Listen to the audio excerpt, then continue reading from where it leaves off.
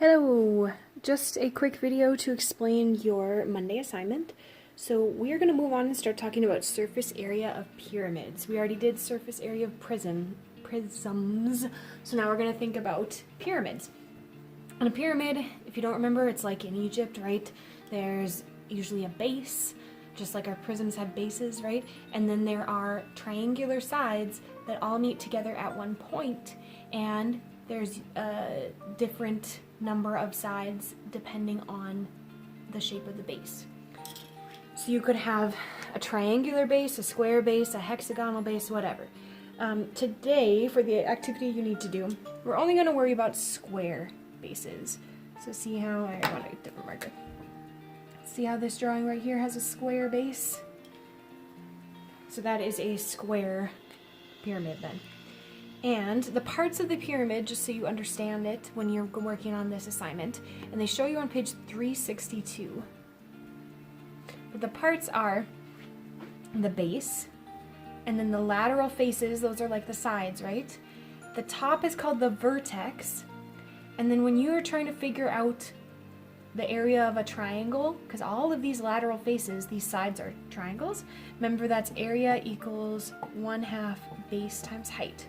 So we know what the base is, and in our book they call them side measures. So they'll say like side equals 4 meters. Okay, they tell you that's the measure of our base. So like this would be 4, this would be 4, this would be 4, this would be 4. Okay, then the other measure you need to know is the slant height, which means from the base all the way to the vertex, looking at one lateral face of the pyramid. So if I were to measure this orange line, that's the slant height. And normally they will tell you what that is. For this assignment, they will tell you. So your job is that you're going to look on page 362 and you're going to choose one of the 4 pyramids that are pictured there. And they're all from different places around the world. And they have different measures. So they'll tell you the side measure and the slant height measure. And you are going to pick one of those and you are going to make a model like this, starting with a net. So you're going to make a net, and then you're going to cut it out and put it together and make a model. And you need to figure out the scale of your model. And then when you're done, you need to look at the original measurements of that pyramid, and you need to figure out what the surface area is. So I'm going to kind of walk you through that in just a minute here. Okay, so in this drawing, I already did it wrong and I had to erase it and fix it. My scale is 1 meter is going to equal 2 millimeters because I used a drawer, or not a drawer, I used a ruler from the drawer over there, and it goes in inches and it goes in millimeters. So I thought, well, inches isn't really going to work because they're too big and I didn't want to use that scale. So I thought about millimeters, and on my ruler it goes all the way to 300 millimeters. Well, that's going to be way bigger than this paper. So if I wanted to try and have a scale, right, I could measure out the side measures, which for this pyramid was 26 meters.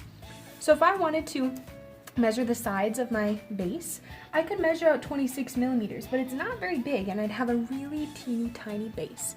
So what I decided to do was I wanted to double my scale. So instead of 1 millimeter per 1 meter, I decided to double it and say 1 meter equals 2 millimeters. So that means if I had the sides, which were 26 meters, that means I'm going to have to take it times 2, right? So then I'm going to get 52 millimeters, because that is my scale, right? So somewhere on your paper or in whatever you send me, you have to tell me what the scale is, because that's what the directions say. So what is your scale going to be? So you're going to have to send me a picture before you cut out your net, because at the end you're going to have to cut it out. So once you figure out your scale, right, I figured out my side was going to be 52 millimeters, and my slant height is going to be 54, right, because if I take 27 meters, that's the original slant height, times 2, I get 54. So 54 millimeters is the slant height of my model, and 52 millimeters is the side measure of my base. And then you're going to have to draw it out. So I would take the ruler and I would measure out 52 millimeters, and I would line it up where I wanted it to start, and I'd leave room for the sides, right? The lateral parts, and I would measure out from the end to however long your side needed to be. So for me, I had to go to 52 millimeters. And then go all the way around, and I have to have a square for the base. If you don't have a square, if you made it a triangle or an octagon or whatever, that's wrong. Because they're only squares, and you want to match the pictures that are in the book and the instructions. So it's got to be a square, and each side has to be the same, going by your scale. Then I started by drawing lines up for the slant height. Before I made these outside lines, I made my straight up and down line. And I tried to start towards the middle of my side measure here. And so I sort of started in the middle, and I measured up 54 millimeters because that's what I figured out the lateral, the slant height was going to be. So I measured that up, and then when I was done, I took my ruler and I connected the corners up to the vertex points, and I filled those in. So I did that all the way around. I did it here, here, here, here, and now it looks like I have a star. And if you're not quite sure, they give you an example of how those nets should look like on page 364.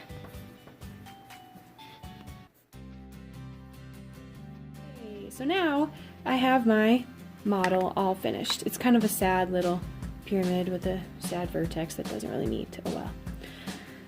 So once I have that done, my last step is that I need to figure out what the surface area is.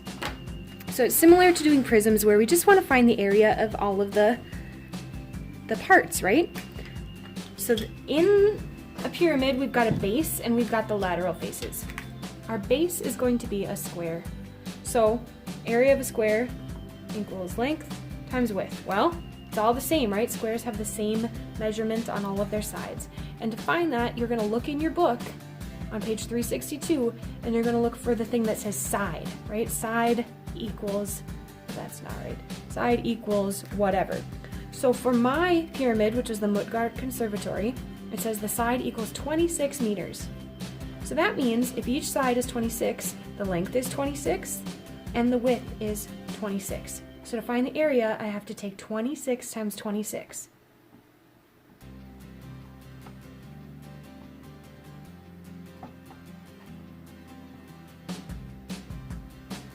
The area is 676, and then the actual measurement there, they use meters. So 676 meters squared.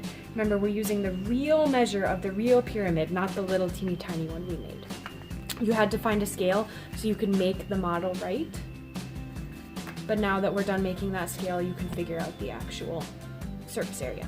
So we found the surface area of the base. Now we got to figure out the surface area of the sides, those lateral faces, right? And there are 4 of them. 1, 2, 3, 4. Because there are 4 sides to the square base. So that means that all of these meet together in the vertex at the top. So we gotta have 4 of those. And this is a triangle. So we have to use the formula for area of a triangle. Area equals 1/2 base times height. So we know the base is 26. And we know that the height, they gave us our slant height number, and that is about 27 meters, they say.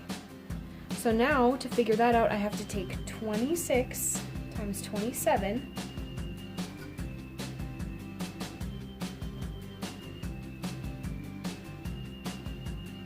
$702. And then I'm going to divide it by 2, and I get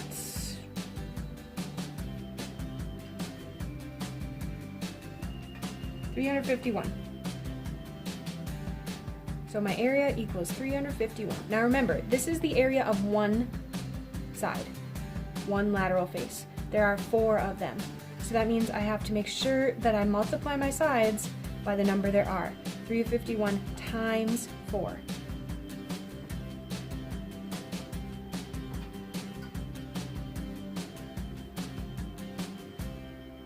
So 1404 plus the area of the base, 1676. Or no, sorry, 676.